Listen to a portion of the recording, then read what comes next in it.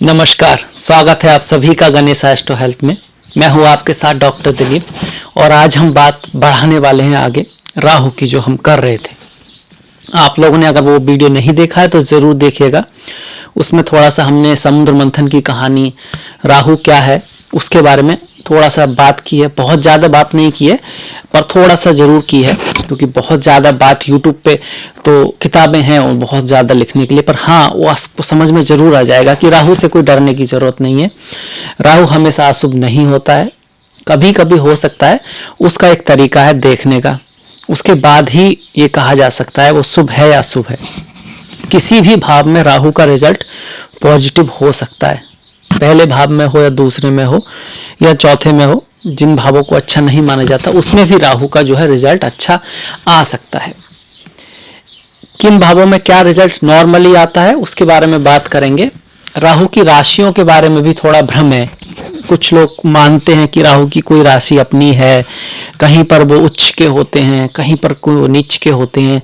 वास्तविकता में शास्त्रों में इस बारे में एक मत नहीं मिलता। पराशर जी की बात करें तो उन्होंने वृषभ को राहु की उच्च राशि माना है, और कहीं पर राहु की कन्या जो राशि है उसको उच्च माना गया है, कहीं पर मिथुन को उच्च माना गया है। तो राहु की जो राशियां हैं उनमें मतभेद है। कारण ये है कि वो अपना फल देते ही नहीं है, वो छाया ग्रह है ना, उनकी अपनी कोई राशि वाशी वास्तव में कुछ ऐसी खास नहीं है। यहाँ देखना होगा आपको घर कैसा है, कौन से घर में है, राशि में है।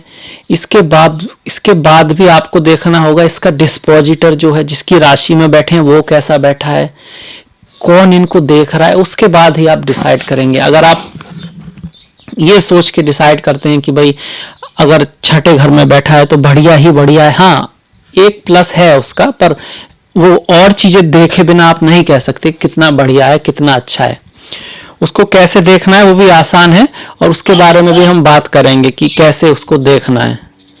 उसके बारे में हम बात करेंगे कैसे देख सकते हैं, कोई ज़्यादा कठिन नहीं है। तो चलिए शुरुआत करते हैं। राहु की जो घरों में जो स्थिति है उसके आधार पर हम क्या कह सकते हैं। देखिए, प्रथम भाव में राहु जो है शुभ माने जाते हैं। अगर मेष राशि में है, कन्या में है, कर्क में है, और इसके साथ साथ आपके मिथुन में है तो अच्छे माने जाते हैं। कुंभ में भी ठीक है, उनकी खुद की राशि है कुंभ। इस भाव में है और इन राशियों में है तो अच्छे माने जाते हैं। इसी भाव में है पर दूसरी राशियों में है तो उतने अच्छे नहीं माने जाते। पर इसके साथ साथ आपको देखना होगा जिसकी राशि में भी वो हैं, वो ग्रह राहु से किस भाव में है। अगर वो ग्रह दूसरे भाव में है, यहाँ से दूसरे भाव में है या 12वें भाव में है तो वो बहुत अच्छा नहीं है, तब प्रॉब्लम करेंगे। अगर वो यहाँ पर है या यहाँ पर है, मतलब 3-11 में है तो ये अच्छा है, अच्छा है। अगर यहाँ पर है 4 और 10 में, यहाँ पर चौथे भाव में या दसम भाव में है तो मेहनत काफ़ी होगी, तब अच्छा रिजल्ट देंगे। अगर वो यहाँ पर है तो बहुत बढ़िया, यहाँ पर आता है पंचम में या नवम में है तो बहुत अच्छा देंगे। अगर वो आपका छठे और 8वें में है तो ये प्रॉब्लम है, और सप्तम में है तो ठीक ठीक है, डिपेंड करेगा और ग्रहों की स्थितियां कैसी हैं, कैसी राशि में है वो, उसके साथ कैसे योग बना रहा है, तो वो बेकार नहीं है, वो भी अच्छा है। अगर इसके साथ साथ ये तो आपने देख लिया इसका डिस्पोजिटर कहाँ पर है। अब आपको देखना है इन दोनों का, राहु और केतु के जो डिस्पोजिटर हैं वो कहाँ पर हैं। केतु का भी एक वो होगा ना, जहां केतु बैठे हैं उसका भी एक स्वामी होगा, वो कहां पर है। दोनों मिलकर अगर कहीं भी बैठे, एक साथ बैठे हैं तो राजयोग हो गया। क्या हो गया? राजयोग हो गया। ठीक इसी तरह ये जो राहु यहां पर बैठा है, केंद्र में बैठा है, इसके साथ किसी त्रिकोण का स्वामी आके बैठ गया तो राजयोग हो गया। भले ही शनि बैठ जाए और वो श्रापित योग हो, पर चूंकि त्रिकोण का स्वामी है तो वो नागमणि योग हो गया, तो पहला भाव भी अच्छा हो गया। निगेटिव जो रिजल्ट देखे जाते हैं, जो बोलते हैं कि व्यक्ति चीटेड हो सकता है, मतलब थोड़ा धोखेबाज हो सकता है, या लोग उसके साथ धोखा कर सकते हैं। फर्स्ट हाउस में हेल्थ के मामले में बहुत अच्छा नहीं लिखते। ये जो किताबों में लिखा है सेल्फिश हो सकता है, स्वार्थी हो सकता है, इस तरह का, ये सब वो बहुत कॉमन बातें हैं, लाइफ में वो पॉसिबल नहीं हो पाती हैं। वैसा आप कहेंगे तो बिल्कुल हर बार गलत आपका डिसीजन जाएगा। बाकी वास्तव में तो राहु का व्यक्तित्व तो आपके उसमें आएगा। तो राहु कैसे थे? राहु तो उनको ऐसे ही थोड़ा ना ग्रह का स्थान दे दिया। बहुत तेज दिमाग वाले, बुद्धिमान, अपने कार्य को करने की एबिलिटी वाले होते थे। अपने उनका एक ऑरा था कि मतलब बहुत ही प्रतापी थे राहु, बहुत वीर थे। तो ये सब चीजें भी राहु यहाँ पर देगा प्रथम भाव में, और उसके बाद इन सब को चेक करना होगा, तब आप उसके रिजल्ट पे आएंगे। द्वितीय भाव, अच्छा प्रथम भाव में एक बात खास बात है, शादी के लिए बहुत अच्छा नहीं होता, मैरिज लाइफ के लिए, सिर्फ मैरिज लाइफ के लिए। कारण यह है कि केतु सप्तम में आते हैं और केतु नीरसता के ग्रह हैं, केतु वैराग्य को दिखाते हैं। तो ऐसे में आपके पड़ोसी और आपके जो आपका स्पाउस है, जो पार्टनर है, प्रेमी प्रेमिका है, उसमें वो रस नहीं रहता, वो वैराग्य की तरफ आप ले जाना चाहते हैं, आपसे काफ़ी अलग स्पाउस आपको मिल सकता है, इसकी संभावना बहुत ज़्यादा हो जाती है। इसके साथ साथ आपको नवांश चार्ट देखना होगा, उसमें ग्रहों की कैसी स्थिति है। अगर उसमें भी कुछ ऐसा है तो फिर आपको ध्यान देना होगा, या फिर आपको इस भाव के साथ साथ चतुर्थ भाव भी देखना होगा, वो भी आपके कंटेंटमेंट को, संतोष को दिखाता है। चतुर्थ भाव के स्वामी की स्थिति कैसी है और उस पर मलेफिक्स की दृष्टि है या नहीं, तो यहाँ से ही डिसाइड हो जाएगा कि क्या इसका रिजल्ट कितना आपको भयंकर मिलेगा या नहीं मिलेगा। द्वितीय भाव पर आए, धन हानि, बहुत से लोग कहते हैं धन हानि हो जाती है, बिजनेस में देर से फायदा होता है, अकेले ही व्यक्ति को आगे बढ़ना होता है, बिजनेस करना चाहता है व्यक्ति और बहुत अच्छा बिजनेस करने की उसके अंदर एबिलिटी भी होती है, पर उसको साथ नहीं मिलता, लोगों का धोखा भी होता है शुरू में, पर ओवरऑल व्यक्ति जो है वो काफी हद तक बाद में सक्सेसफुल हो जाता है पैसे के मामले में। फैमिली के मामले में यहाँ पर भी अच्छा नहीं है। बोलते हैं कुछ लोग, ऐसा बोलते हैं कि वो दारू पीता है, अभक्ष्य भोजन खाता है, वो चांडाल हो जाता है, ये आप पढ़ेंगे। वो सब सिर्फ वो बोलते हैं ना, हनुमान की पूंछ में लगन न पाई आग, लंका सारी जल गई, गए निशाचर भाग। अतिशयोक्ति अलंकार में कही हुई बातें हैं और वो ऋषियों ने जानबूझ के लिखी हैं कि भाई हर कोई ना समझ पाए, जो चार्ट देखे उसकी समझ में आए। पहली बार में आप उनसे पढ़ेंगे तो आप उनसे सिर्फ गलत ही अर्थ निकाल पाएंगे और आपको इसका सीधा सीधा उदाहरण, आप इससे अच्छा उदाहरण आपको मिलेगा नहीं। स्वामी प्रभुपाद जो दुनिया को सिखा गए कि वेजिटेरियन बनना है, जो दुनिया को सिखा गए हरे राम राम राम हरे हरे, हरे कृष्ण कृष्ण कृष्ण हरे हरे, उनके द्वितीय भाव में राहु था। क्या वो झूठ बोलते थे? नहीं, उन्होंने तो पूरी दुनिया में इसको, सच को पहुंचाया। और वेजिटेरियनिज्म उनकी वजह से दुनिया में आज करोड़ों लोग, वो खुद तो थे ही, करोड़ों लोग जो हैं वेजिटेरियन को बढ़ रहा है आजकल और बढ़ाया जा रहा है। उनके खुद के यहाँ पर राहु था और वाणी के हिसाब से भी उनका कितना प्यारा बोलते थे, कितना अच्छा बोलते थे। और तो इसके ऊपर अगर आप डिसाइड करेंगे तो आप गलती में फंस जाएंगे। कभी भी मत ऐसा कीजिएगा। अगर आपको वास्तव में ज्योतिष सीखना है, उसको समझना है, तो सारे एस्पेक्ट आपको देखने होंगे। राहु और केतु के डिस्पोजिटर कहाँ पर बैठे हैं वो बहुत ज़रूरी हो जाएगा। इनकी कुंडली में अगर हम राहु केतु के डिस्पोजिटर देखते हैं तो वो बनते हैं शनि और सूर्य, और इनकी अगर स्थिति देखें तो एक दूसरे से 3-11 हैं। उनमें से जो शनि है 10th में आ गए हैं। मतलब राहु कार्य में लाभ कराएंगे, नाम कराएंगे, फेम कराएंगे। कहाँ कराएंगे? क्योंकि राहु है तो फॉरेन में कराएंगे, तो मेनली फॉरेन लैंड में इनको बहुत इज्जत मिली। तो इसका ये रही एक तरह से निकल कर आया रिजल्ट जो मेनली आया। अगर आप उसी को पढ़ते तो फिर तो बिल्कुल कहाँ पहुंच जाते। तो ऐसा नहीं है कि वो अभक्ष्य भोजन खाएगा ही खाएगा, शराब पिएगा ही पिएगा। वो दूसरों को अभक्ष्य भोजन से छुड़ाने वाला भी हो सकता है, सबका तारणहार भी हो सकता है, और दूसरों को सात्विक भोजन की ओर ले जाने वाला दुनिया का सबसे बड़ा लीडर स्वामी प्रभुपाद भी हो सकता है। तो एक उस पर मत जाइएगा। इसके बाद तीसरे परिस्थिति आते हैं। यहाँ पर वो अच्छी राशि में भी है, उनके कुंभ राशि में, पर फिर भी भाव का महत्व तो ज्यादा है राशि से। तृतीय भाव में राहु को बड़ा बढ़िया कहा गया है, शक्तिशाली, बहादुर, हार न मानने वाला, विजयी, धन प्राप्त करने वाला, भाइयों से, अपने भाइयों में सबसे बड़ा हो सकता है या सबसे छोटा भी हो सकता है। इसके साथ साथ भाइयों से थोड़ा कम बनती है, उसके भाई बहन नहीं होते हैं, ये सिचुएशन भी होती है। बहुत बार ये मैंने सच भी देखा है कि वो सबसे बड़ा होता है मतलब बड़ा ही क्या अकेला ही होता है, उसके भाई बहन नहीं होते मोस्टली। कई बार ऐसा होता है कि वो अगर भाई और बहन दोनों हैं तो उनमें ऐसा होता है कि भाई नहीं होता, सब उसके बाद लड़कियां होती हैं अगर वो भाई है तो, इस तरह की सिचुएशन बनती है। तीसरे भाव को लॉन्ग लाइफ, बड़ी मतलब लंबा जीवन, भाई बहनों से थोड़ा झगड़ा हो सकता है, रॉयल्टी, कन्वीनियंस, ये सब लिखा हुआ है। अब यहाँ पर भी वही सूत्र लागू होता है कि इसको आप ऐसे ही नहीं कह देंगे, इसके साथ आपको राहु केतु के जो इसका डिस्पोजिटर है कहाँ है, और राहु और केतु के दोनों के डिस्पोजिटर वो कहाँ पर हैं, जिस घर में वो बैठा है उसका स्वामी अष्टम में तो नहीं है, छठे भाव में तो नहीं है, 12वें भाव में तो नहीं है। अगर छठे 12 में भी है तो किसके साथ है, त्रिकोण के स्वामी के साथ तो नहीं है, कहीं केतु के डिस्पोजिटर के साथ ही बैठा हो तो फिर राजयोग हो गया। अब ऐसा भी नहीं है कि एक राजयोग हो गया तो वो राजा हो जाएगा, पर राहु की वजह से इतना बड़ा प्रॉब्लम नहीं आएगा। राहु केतु की दशा में उसको डरने की जरूरत नहीं है, पूरा चार्ट देखना होगा, पर यहां से आपको रियल रिजल्ट आएगा समझ में। चतुर्थ में राहु आ गए, माता से दूरी, मातृभूमि से दूरी, पर यहीं पर फौरन से लाभ, बाहर वाले लोगों से लाभ, भाई बंधु से थोड़ा धोखा आदि का चांस रहता है, पर बाहर के लोगों से यहाँ पे वो भी मिलता है। समाज में स्थिति अच्छी होती है और पारिवारिक जीवन के लिए बेस्ट नहीं है। अब ये यहाँ राहु की बात नहीं, यहाँ पर कोई भी मलेफिक हो, शनि हो, मंगल हो, अगर अपनी राशि में नहीं है तो पारिवारिक जीवन के लिए, आत्मिक सुख के लिए, संतोष के लिए अच्छा नहीं है।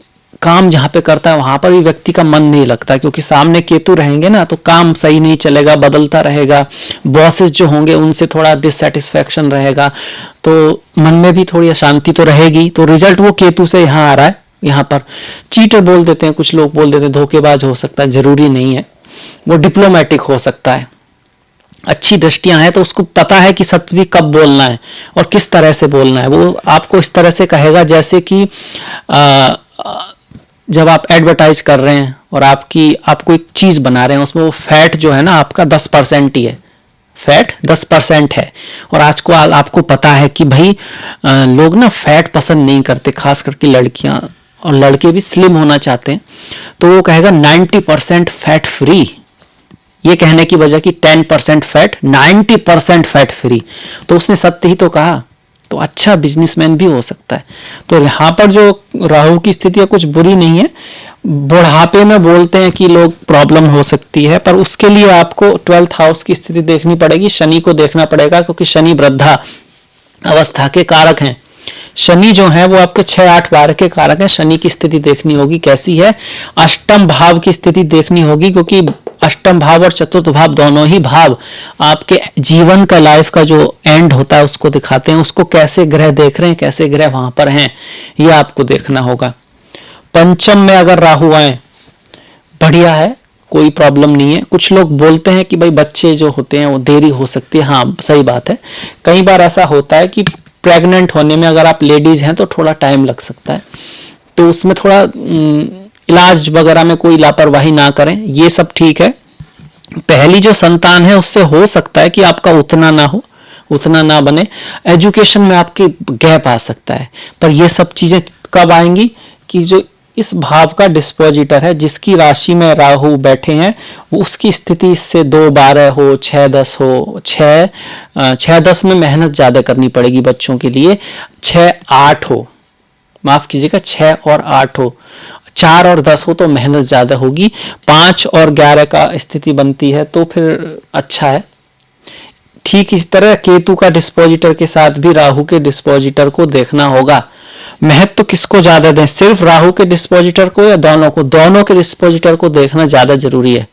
दोनों आपस में कहाँ बैठे हैं, अगर एक साथ हो गए तो राजयोगा हो गया, एक दूसरे से 5-9 हो गए तो बहुत अच्छी स्थिति है, एक दूसरे से 3-11 हो गए तो अच्छी स्थिति है, एक दूसरे से 4-10 हो गए तो ठीक है, मतलब बहुत मेहनत करेंगे तो रिजल्ट आएगा, अन्यथा नहीं आएगा। देखिए, बड़ा बनना है, बड़ा कुछ करना है तो बड़ा बनना पड़ेगा, और बड़ा बनने के लिए मेहनत करनी पड़ती है। हिरन जो है शेर के मुंह में भी अपने आप नहीं आता। आप कितने भी शेर हो, कितने भी आप शक्तिशाली हो, कितने भी मतलब इंटेलिजेंट हो, आपको कर्तव्य तो करना पड़ेगा। महान परिश्रम करने पर ही महान सफलता मिलती है, अन्यथा नहीं मिलती है। यही एक लाइन है। लख के भरोसे आप, अगर आपकी कुंडली में है भी कि आपको पैतृक संपत्ति मिल सकती है, लॉटरी लग सकती है, उसके बाद भी उसके भरोसे मत रहिए, मेहनत करिए। ये पूछिए ही मत कि क्या मेरी लॉटरी लगेगी या नहीं। मेहनत से ही रास्ता बनता है, मेहनत ही एकमात्र तरीका है। अगर कर्ज है तो उसे उतारने का, धन को आपको बढ़ाना होगा, और कोई जादू मंत्र उसके साथ आप कर सकते हैं, उसके बिना नहीं कर सकते। संसार, मृत्यु लोक जो है वो कर्म प्रधान है। ये श्री कृष्ण ने कहा है, भगवान श्री राम ने कहा है, सब ने कहा है कि ये जो पृथ्वी लोक है ये कर्म प्रधान है। यही इसकी विशेषता है, यहाँ कर्मों का रिजल्ट मिलता है, यहाँ का संसार कर्म प्रधान है। हाँ, भक्ति में रहेंगे तो आपके कर्म और अच्छे होंगे, आपके अंदर संतोष रहेगा, आप चीज़ों को समझ पाएंगे, आपका जीवन में कह सकते हैं खिलखिलाहट रहेगी, थोड़ी बहुत भी सफलता मिलेगी आप उसका आनंद उठा पाएंगे। और वो रियलिटी तो वहीं से आती है, पर हाँ, बिना कर्म के कुछ नहीं होता, ये याद रखिएगा। पंचम में जो राहु है वो स्टॉक मार्केट से लाभ के लिए बहुत बढ़िया नहीं कहे गए हैं, अगर उनके इसकी स्थिति बहुत अच्छी नहीं है तो। अगर पंचमेश बहुत अच्छे हैं, शुक्र बहुत अच्छे हैं तो लाभ भी होगा, कभी हानि भी होगी, इस तरह का रहेगा। छठे भाव में राहु को बहुत अच्छा माना गया, बहुत अच्छा माना गया। शत्रु परास्त हो जाते हैं, बड़े खुश हैं, शत्रु परास्त हो जाते हैं। आप शत्रु होंगे तब परास्त होंगे ना, मतलब व्यक्ति के शत्रु रहते हैं पर उसका कुछ खास बिगाड़ नहीं पाते। शत्रु बनते रहते हैं, जलते भी हैं लोग उससे, पर वो उसका कुछ बिगाड़ नहीं पाते हैं। ऐसे लोग भी फॉरेन लैंड में बाहर ज्यादा सक्सेसफुल रहते हैं। चतुर्थ में राहु वाले भी और यहाँ वाले भी, क्योंकि यहाँ से राहु सीधा 12th भाव को देख रहा है और केतु भी यहाँ पर है, तो कुछ ना कुछ पहले जन्म में उसका जन्म जो है बाहर से, फॉरेन लैंड से, दूसरे कल्चर से कोई ना कोई रिलेशन तो रहा है, तभी राहु यहाँ पे आए हैं। फॉरेन लैंड के लिए अच्छे होते हैं, शत्रु पर विजय दिलाते हैं। और क्लास 6 में जो लिखा है, एनिमी जो है वो अपने आप ही गायब हो जाते हैं। और डिसऑर्डर नर्वस सिस्टम, नर्व की थोड़ी बहुत बीमारी हो सकती है। सक्सेस थ्रू फॉरनर्स के थ्रू, फॉरनर के उनको लाभ होता है। अगर आपकी कैप्रिकॉन है, यहाँ पर मकर है, तो उतना अच्छा नहीं बताया। मकर करेंगे तो 1 2, मकर अगर यहाँ पर है 10 11 12 1 2 3, मतलब मिथुन में आने के बाद भी मकर के लिए प्रैक्टिकली देखा गया है कि मेहनत ज्यादा होती है, मॉरल्स की थोड़ी प्रॉब्लम आ सकती है, इसका ध्यान रखें। छठे भाव में होने के बावजूद भी ध्यान क्या करना है, कर्म प्रधान विश्व रचिरा का। अपने अच्छी अच्छी बातें सुने, अच्छी अच्छी बातें देखें, अच्छी जो बातें हैं उनकी प्रैक्टिस करें, अपना व्यक्तित्व चरित्र को बहुत स्ट्रांग रखें, अपने माता पिता बड़ों का आशीर्वाद प्राप्त करें, अपने जो पति पत्नी बच्चे हैं उनसे प्रेम प्रवाह व्यवहार करने की कोशिश करें, अपनी तरफ से सब कुछ करें, उनको छोड़ दें, नेकी कर दरिया में डाल। इसके साथ साथ भगवान भोलेनाथ की पूजा करें। अगर आपको उनसे आकर्षण है तो आप उनकी पूजा कर सकते हैं, नहीं तो भगवान श्री कृष्ण या श्री विष्णु जो शेषनाग पर रहते हैं उनकी। इसके अलावा जो मैंने वीडियो है उसमें बताया है कि क्या क्या पालन करना होता है, जो चिरंजीवी रहे हैं उनसे निकल कर आया, उस वीडियो को अवश्य देखें। राहु एक रहस्य, उसमें रेमेडी है, आप उसका भी ध्यान करें। ये तो रहा छठे भाव का। आपका भाव ज्यादा महत्वपूर्ण है। सप्तम में अगर राहु आ जाए, या तो बहुत सारे व्यक्ति को मन होता है, बहुत सारे उसके रिलेशनशिप हो सकते हैं, या फिर बिल्कुल ना हो, ये भी हो सकता है, क्योंकि केतु वहां आएंगे ना लग्न में, तो आपका जो स्वभाव है वो कुछ संत टाइप का कुछ अलग हो सकता है थोड़ा सा, तो दोनों ही बनते हैं।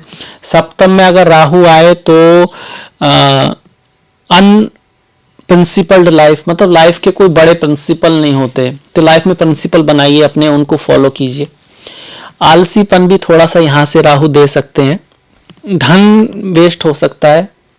जो वाइफ आएगी वो फॉरेनर हो सकती है, आपसे अलग कल्चर की हो सकती है, या पत्नी आएगी, तो अगर आप स्त्री हैं तो पति जो आएगा वो थोड़ा सा अलग हो सकता है और थोड़ा सा डोमिनेंट हो सकता है वो आपकी उतनी कदर ना करे, वो चाहे मेरी तरह से चीजें हो। पत्नी भी आए तो कुछ आपसे बड़े खानदान की भी हो सकती है, या फिर कुछ ऐसा हो सकता है कि वो उसका नेचर थोड़ा सा ऑड हो। ये संभावना रहती है, होगा या नहीं होगा डिपेंड करेगा इसका जो डिस्पोजिटर है वो कहाँ गया है, राहु का, केतु का डिस्पोजिटर कहाँ गया, उनके बीच में दूरी कितनी है। इसके साथ साथ राहु के डिस्पोजिटर की राहु से दूरी कितनी है। अगर दोनों से अच्छा है तो बहुत ही बढ़िया है। अगर दोनों के डिस्पोजिटर भी आपस में बढ़िया हैं, या तो एक साथ ही बैठे हैं या फिर 5-9 बैठे हैं, तो बहुत अच्छा है। सबसे महत्वपूर्ण ज्यादा हो जाएगा राहु और केतु दोनों के डिस्पोजिटर कैसे, ये फर्स्ट प्रेफरेंस है। उसके बाद दोनों के अलग अलग कैसे बैठे, ये सेकंड प्रेफरेंस है। इसके साथ साथ जब राहु जिस भाव में है, इस भाव का स्वामी कहाँ गया, त्रिकोण में गया है, राजयोग बना रहा है, तो भले ही स्पाउस से आपकी ना बने, भले ही वो थोड़ा सा दूसरी तरह का हो, भले ही आपस में थोड़ी मिसअंडरस्टैंडिंग हो, पर आपके लिए लकी साबित होगा, आपके लिए पैसा लेकर आएगा, आपके लिए धन लेकर आएगा, आपके उसके आने से आपके जीवन में कुछ ना कुछ तरक्की होगी, अच्छा होगा।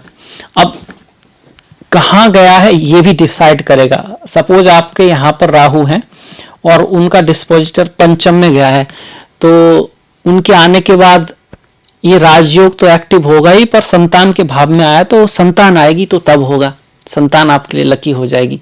संतान लकी होगी, कैसी होगी वो अलग बात है। लकी मतलब उनके आने से आपको फायदा होगा, नेचर में बनेगा नहीं बनेगा वो दूसरी बात है। थोड़ा सा कॉम्प्लिकेटेड है, हमारी लाइफ भी कॉम्प्लिकेटेड है, लाइफ मनुष्य जीवन भी कॉम्प्लिकेटेड है।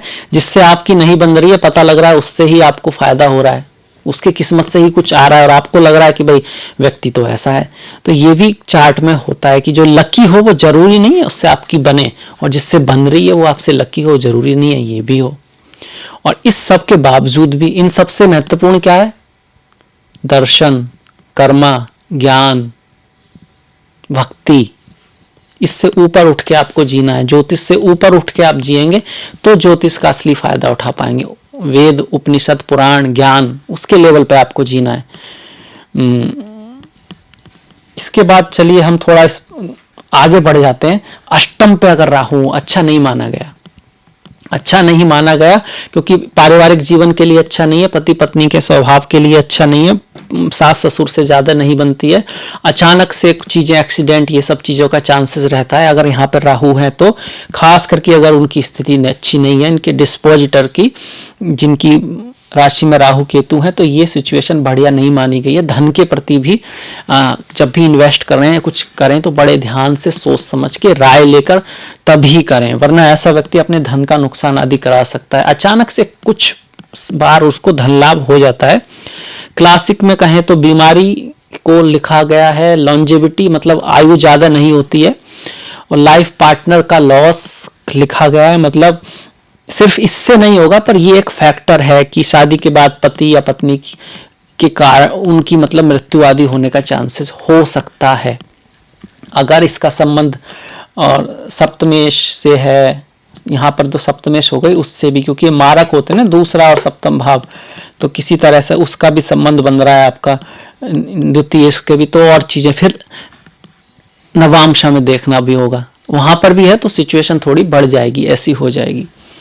नवम भाव को अगर हम देखते हैं तो यहां पर राहु विदेश ले जाएंगे, बाहर ले जाएंगे, बाहर विदेशों से आपका संबंध बढ़ सकता है, और आपकी पिता से आपके थोड़े मतभेद रह सकते हैं, पर शिक्षा आदि के लिए आप बाहर जा सकते हैं। तो नेगेटिव भी है, पॉजिटिव भी है, गुरुओं से कम बनती है ऐसे लोगों की, पर ठीक इसके ऊपर आप नहीं कह देंगे इसी के ऊपर कि ऐसा मतलब ये खराब है, पिता से बिल्कुल नहीं बनेगी। आपको नवम भाव का, इस भाव का डिस्पोजिटर देखना होगा, आपको सूर्य को देखना होगा, सूर्य से दसम और नवम भाव को देखना होगा, वो सब देखने के बाद आप फाइनल कहेंगे।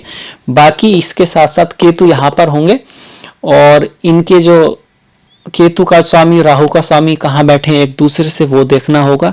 यहाँ जो राहु है वो आपको ज्ञान की तरफ भी प्रेरित करेंगे, नई तरह के ज्ञान की तरफ, नई चीजों को खोजने की तरफ, नए देशों को जानने की तरफ, नए धर्म को जानने की तरफ राहु यहाँ पर आपको बहुत ज्यादा प्रेरित करेंगे।